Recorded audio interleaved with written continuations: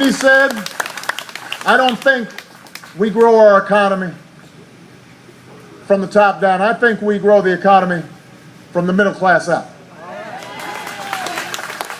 I think we grow the economy by making sure everybody's got a fair shot and everybody is doing their fair share and everybody's playing by the same set of rules. Yep. And so when I look at how do we move forward, I say we're making progress in manufacturing. Let's make more progress. Let's stop giving tax breaks to companies that are shipping jobs overseas. Let's give them to companies that are investing right here in the United States of America. Yeah.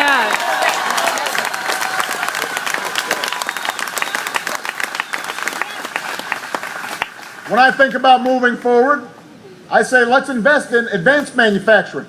You know, in this 21st century economy, for us to make sure that we're at the forefront of advanced battery manufacturing. So the next generation of cars are built here in America. Investing in clean energy to make sure that solar panels and wind turbines are built here in the United States of America. Those are smart investments. That's how we move forward.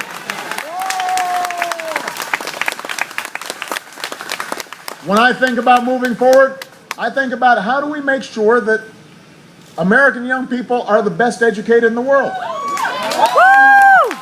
So I want to hire new teachers, especially in math and science. Yes. And I want to train them better and pay them better. And I want to give 2 million more people the opportunity to go to a community college and train for the jobs that exist right now. And I want to make college more affordable for young people and bring tuition down. That's how we move forward. That's my vision for the future. Yes.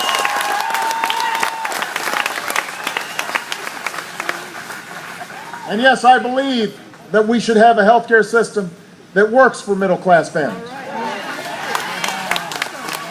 And I couldn't be prouder of the work that we have done. Thank you. In getting this healthcare law passed. And there's so much misinformation out there, so I just want to clear up a couple things. If you've got health insurance right now, here's what this bill means. It means that insurance companies can't drop you for no reason or when you need it most. It means that your kids can stay on your health insurance plan until they're 26 and have really gotten a job that provides them benefits. It means that they can't impose lifetime limits. Insurance companies can't impose lifetime limits so that when you really need it, suddenly they say, we don't have any more insurance for you. It's a patient's bill of rights for you if you have insurance. And if you don't have health insurance, then it gives you a chance to buy into a pool so that you get the same deal as folks who are working at big companies do. And if you're a senior on Medicare, it means your prescription drug costs are going to be lower. Yeah. And we're going to close that donut hole that has hurt a lot of seniors.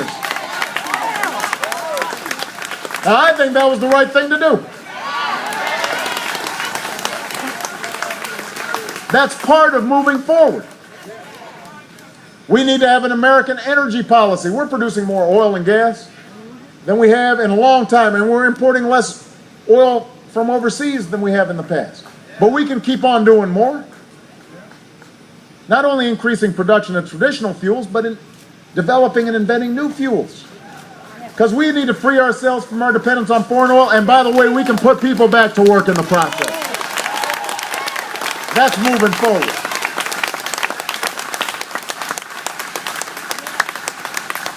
I want to rebuild America.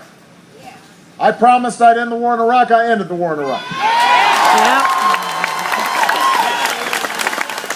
We're transitioning out of Afghanistan.